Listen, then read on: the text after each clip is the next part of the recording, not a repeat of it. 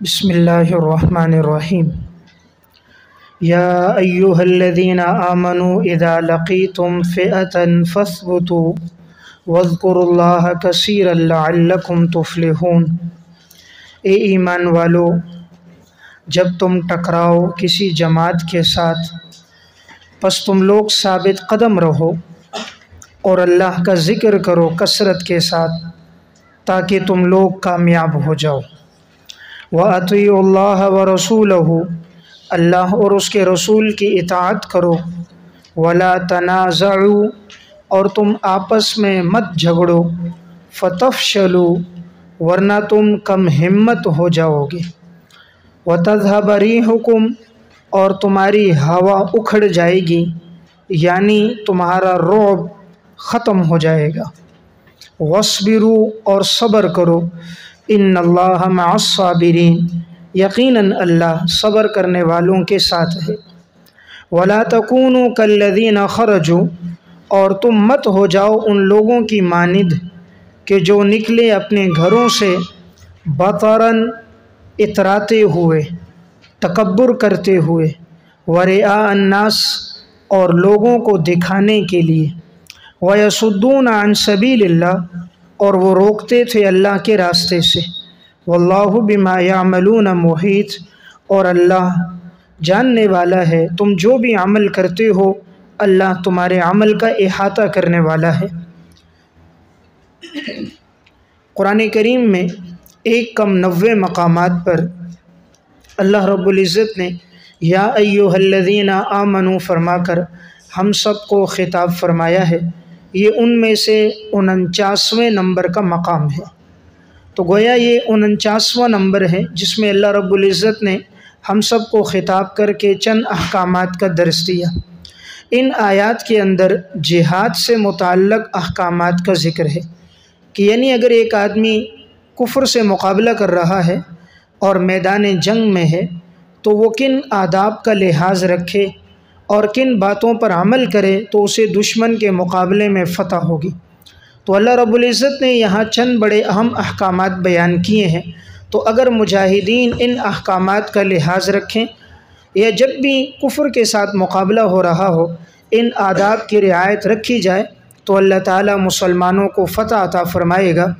حضرات صحابہ کرام اور سلف نے انہی آداب کا لحاظ رکھا تو اللہ نے ماضی میں انہیں فتح عطا فرمائی۔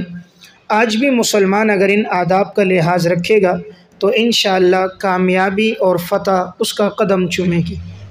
تو ان آیات میں اللہ رب العزت نے سب سے پہلی بات یہ بیان فرمائی کہ اے ایمان والو، جب تمہارا ٹکراؤ ہو کسی بھی جماعت کے ساتھ فاثبتوا، سب سے پہلا حکم یہ ہے کہ تم لوگ ثابت قدم رہو۔ نمبر 1، تم ثابت قدم رہو۔ فاثبتوا، ثابت قدم رہو، یہاں دونوں چیزیں مراد ہیں، یعنی دل کے اعتبار سے بھی ثابت قدم ہو اور قدموں کے اعتبار سے بھی استقامت ہو، یعنی دل بھی ثابت قدمی پر ہو اور قدم میں بھی استقامت ہو۔ دیکھیں اگر دشمن سے مقابلہ ہو رہا ہے اور انسان کا دل ثابت نہیں ہے، اپنی جگہ پہ ڈٹا ہوا نہیں ہے، دل میں بزدلی ہے، خوف ہے، تو کبھی بھی فتح نہیں ہو سکتی۔ ہمیشہ فتح تب ہوتی ہے جب دل میں استقامت ہو اور انسان ثابت قدمی کے ساتھ لڑ رہا ہو۔ کفر کو کیوں شکست ہوتی ہے؟ اس کی وجہ ان کے دلوں میں ثابت قدمی نہیں ہوتی۔ تو پہلی بات دل ثابت قدم ہو۔ اسی طرح اس میں اشارہ ہے قدم بھی ثابت قدم ہو، یعنی میدان جنگ سے آدمی بھاگے نہیں بلکہ میدان جنگ میں رہے اور دشمن کا مقابلہ کرے۔ اگر عارضی طور پہ شکست بھی ہوئی ہے لیکن مستقبل میں انشاءاللہ اسے فتح ہوگی۔ اللہ کی طرف سے وقتی طور پر کبھی آزمائش بھی ہوتی ہے۔ تو پہلا ادب کیا ہے؟ ثابت قدم رہنا۔ نمبر 2، وَاذْكُرُوا اللَّهَ كَثِيرًا، اللہ کو یاد کرو کثرت کے ساتھ۔ اور جب تم اللہ کو یاد کرو گے تو لعلکم تفلحون، تم لوگ کامیاب ہو جاؤ گے۔ تو معلوم ہوا دوسرا ادب یہ ہے کہ زبان سے اللہ کا ذکر کیا جائے کثرت کے ساتھ۔ قرآن کریم میں اللہ تعالیٰ نے کسی عبادت کے ساتھ کثرت کی قید نہیں لگائی سوائے ذکر کے، کہ ذکر کے بارے میں فرمایا وَالذَّاكِرِينَ اللَّهَ كَثِيرًا وَالذَّاكِرَاتِ، ذکر کرنے والے مرد اور کثرت کے ساتھ ذکر کرنے والی عورتیں۔ تو چونکہ ذکر کے لیے شرائط نہیں ہے، نہ قبلہ رخ ہونا، نہ باوضو ہونا، اور نہ ہی وقت کا موجود ہونا، نہ سطر کا ڈھکا ہوا ہونا، یہ شرائط نہیں ہے، بلکہ انسان جس وقت بھی ہو، جس حال میں بھی ہو، اللہ کا ذکر کر سکتا ہے۔ البتہ بہتر تو یہی ہے کہ انسان باوضو ہو، اور بہتر یہی ہے کہ انسان کا جو لباس کے ساتھ جسم ڈھکا ہوا ہو اور اس کا سر ڈھکا ہوا ہو، بہتر تو یہ ہے، ورنہ اس کے لیے کوئی وقت کی تعیین اور طہارت کی قید نہیں ہے۔ اب یہاں ذکر کا حکم کیوں دیا؟ پہلا حکم تھا دل ثابت قدم ہو، دوسرا حکم ہوا زبان پر اللہ کا ذکر ہو۔ اب کفار کو شکست اس لیے ہوتی ہے، ان کی زبان پہ گانا، موسیقی، غیر اللہ سے مدد ہوتی ہے، اور مسلمان عین اس جنگ کے موقع پہ اللہ کو یاد رکھتا ہے، اس لیے اللہ رب العزت کی مدد اور نصرت ان کے لیے زیادہ ہوتی ہے۔ تیسرا حکم وَأَطِيعُوا اللَّهَ وَرَسُولَهُ، تم اللہ اور اللہ کے رسول کی اطاعت کرو، یعنی میدان جنگ میں شریعت کے احکامات کے خلاف نہیں چلنا، وہاں اپنی مرضی اور اپنی منشا پہ نہیں چلنا۔ جب تم جہاد کر رہے ہو دین کی سربلندی کے لیے، اعلاء کلمت اللہ کے لیے، تو وہاں تم دیکھو اللہ اور اس کے رسول کی اطاعت کرو، شریعت کے خلاف کوئی کام نہ کرو۔ نمبر 4 وَلَا تَنَازَعُوا، اور تم آپس میں مت جھگڑو۔ عموماً یہ ہوتا ہے مسلمان کو جب بھی نقصان ہوتا ہے اس کے آپس کے جھگڑے کی وجہ سے ہوتا ہے، ورنہ اللہ تعالیٰ نے ایمان میں بڑی طاقت رکھی ہے، کبھی بھی کفار مسلمانوں کا مقابلہ نہیں کر سکتے۔ جب بھی مسلمانوں کو نقصان ہوتا ہے ان کے آپس کے اندرونی مخالفت کی وجہ سے، آپس کے جھگڑوں کی وجہ سے، اور فرقہ بندی کی وجہ سے، پارٹیوں اور جماعتوں کی وجہ سے۔ جب مسلمان لسانیت میں، قومیت میں، عصبیت میں تقسیم ہو جاتے ہیں تو کفار کو اس کا فائدہ پہنچتا ہے، اس لیے حکم دیا تم آپس میں مت جھگڑو۔ فَتَفْشَلُوا، نقصان کیا ہوگا؟ تمہاری ہمت کم ہو جائے گی، آپس میں جھگڑو گے تو طاقت باقی نہیں رہے گی، کم ہمت ہو جاؤ گے۔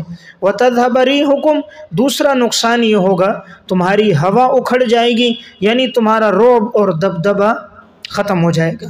کفار پر جو مسلمانوں کا رعب اور دبدبہ ہے، جب یہ آپس میں لڑیں گے، ایک دوسرے کو قتل کریں گے، ایک دوسرے کے خلاف تقریریں کریں گے، ایک دوسرے کے عیوب کو اچھالیں گے، تو جو ان کی اجتماعیت، اتحاد اور اتفاق تھا وہ ختم ہو جائے گا، کفار کے مقابلے میں ان کا رعب باقی نہیں رہے گا۔